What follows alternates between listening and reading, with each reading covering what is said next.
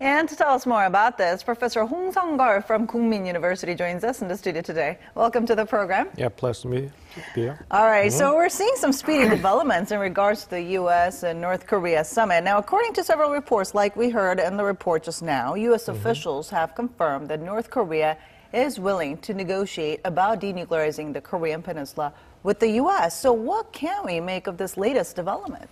Well, it's not really a latest development because, as the report just said, about a month ago when the Korean Chief of Security Staff, Mr. Jong-un, visited White House, he brought this news to President Trump. And actually, after that, North Korean leader Kim Jong-un already, when he visited and met with President Xi Jinping, he also mentioned this again. Okay. So it has been kind of, popularized among these kind of all the countries except the North Korean people. Okay. So when you say it's a new development or latest development, I don't think it's this development. This is just ongoing processes. Now, CNN has also reported that the U.S. and North Korea have been holding secret and direct talks to prepare for the summit, showing that progress is, going for this much anticipated summit between Trump and Kim. So what were some of the things that were discussed during these meetings? Well, first of all, the summit meeting between North Korea and the United States is the first time ever since the Korean War. So I think this is kind of a historical and monumental step, big step.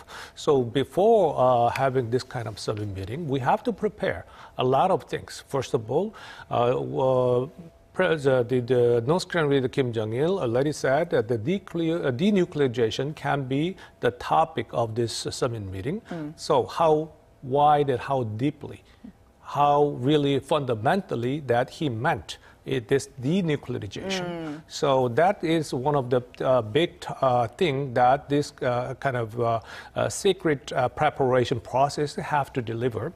And also where the summit meeting will take place is another one that these people have to talk about, and all other things, because these two presidents, the leaders, have to meet, and then there can be a lot of things like all this security issues, what kind of, how big the staff meetings will be followed, and all these kind of things have to be discussed well before the summit meeting. And that's why they are talking and at the behind the scene. Yes. So it's good to hear about these ongoing preparations. Yeah, sure. But I think it's interesting, though, that the U.S. has used intelligence back channels to prepare for this summit, which is kind of different from what the U.S. has done before in order to prepare for previous summits that it had with other countries' leaders.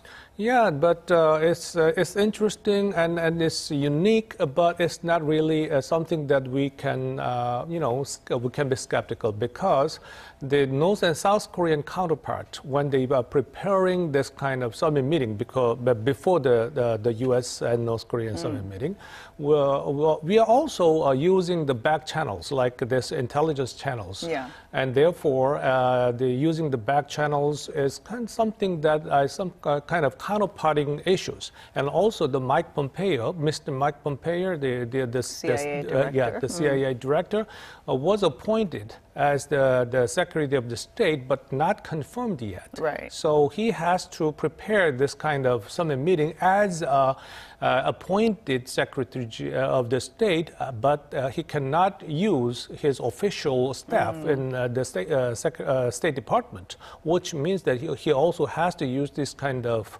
intelligence units for preparing this summit meeting. So I think it's natural. Okay, he kind of had no other choice, right? Yes, right. Now, there's also interest over where and when this U.S. North Korea summit will take place. Now, we had some reports saying that the location under discussion is Ulaanbaatar, which is the capital of Mongolia, while some say that the summit itself could be postponed to past May. Well, actually, the timeline of May was actually abruptly decided. In fact, when Mr. Chung, about a month ago, when he first brought to this new issue to President Trump, President Trump just, on the spot, he said, yes, let's do it within a month. So, but because North and South Korean summit meeting have to be done before that, so that the May limit was decided at the time, but it's not really a limit because if there are a lot of things to prepare. Well, when the two leaders are meeting, then most of the issues have to be resolved before that. Right. So what if there's just meeting with each other and we cannot agree anything? Then there's no point in meeting. Yeah, right. And this kind of summit meeting will be useless, right? And the relationship between North Korea and the United States will be, will be really in big trouble. Right. So I think, we have a lot of things to prepare, and then postponing this summit meeting into, say, for instance, June is kind of something that is making sense. Right? So it's not a bad thing that we're seeing this being postponed. But now, John Bolton is assuming office as the new U.S. National Security Advisor on Monday, and we know that he's the one who kind of advocated a preemptive attack on North Korea. So what would his new position affect? How would his new position affect the upcoming Trump-Kim summit? Well, actually, nobody can really exactly measure what kind of impacts will be on because of this John Bolton's new position.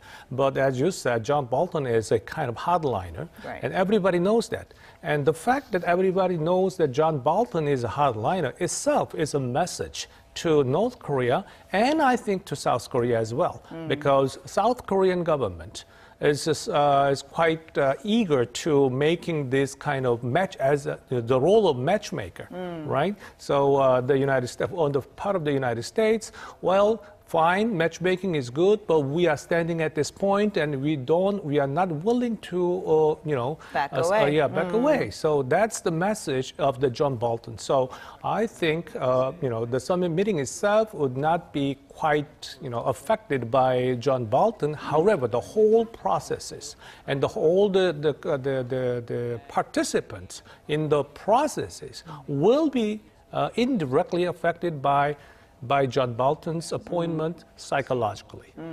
Well, not only his appointment, because Trump has been replacing a lot of his top diplomats Mike with Pompeo a lot of also, hardliners. Yes, so, now, how do preparations for the Inter-Korean summit then, that's coming up on April 27th, compare to the preparations that we're seeing for the Trump-Kim summit? Well, the preparation between North and South is not difficult. As difficult as that the U.S. North Korean summit, because already Kim Jong-un and President Moon Jae-in already had a lot of things in common ideas. So and all the steps, they all go back and forth between Pyongyang and Seoul. There are a lot of performing arts festivals have been done in both places. So I don't think this is a big problem. But the big issue is that President Moon and the South Korean government cannot compensate in terms of economic benefits to North Korea. And North Korean leaders knew this fact very well, but North Korean economic situations are really pretty bad at this moment. So there can be some kind of issues on exchanging economic relationship. But that would be quite limited because of the banning of the sanctions of the United Nations and international community. Now, this is a little bit off the point, but do you think the South Korean government or even the Blue House was actually aware of these secret direct talks between North Korea and the U.S.? Actually, nobody knows at this point, but according to the press release by the Blue House at this point, it seems to me that they did not know what actually happened during this the intelligence back channels discussions or preparations between North Korea and the United States. Or even if they knew, but they pretend that they are not not really know anything about Right. that. But no matter what happens, the talking between North Korea and the United States for the summit meeting itself is not the bad news. Right. So that's what is going on now. Yeah. Now, I know you said everything's kind of natural, that the talks are ongoing, and sometimes it has to be secret and direct talks because it involves North Korea. But I mean, what can we make of Washington's moves, I guess? I mean, it hasn't really made any official announcements in regards to its preparations for the Trump-Kim summit. So. Well, on the part of Washington, well, they can make a lot of things depending upon what kind of actual agreement made between North Korea and the United States. But I think the big issue is on the part of North Korea. Okay. I think so far, as I said, North Korean people are the only people that do not know there will be summit meeting between North Korea and the United States. So as long as this kind of summit meeting will be scheduled, then I think at some point the North Korean Kim Jong-il and broadcasting also Kim Jong-un have to tell the people that we are going to have a summit meeting with Mr. Trump. And the big issue at the time that we are going to discuss is denuclearization. So without publicize that the issue, the theme of the summit meeting is denuclearization, we are not sure that this kind of all the summit meeting efforts can make a fruitful outcome. Now, while this is all ongoing, North Korean Foreign Minister Lee Yong-ho is to visit Moscow over 3 days starting today, and will be meeting with his Russian counterpart on Tuesday. Now, it's been noticeable that North Korea has been actively reaching out to multiple countries ahead of these important summits, including China, Russia, and even the European Union. So what can we make of this? Okay, North Korea have been kind of, very still without having any outreaching relationship with international communities. Now it is going to have summit meeting with the United States. Okay, United States is the kind of superpower that they have to talk with.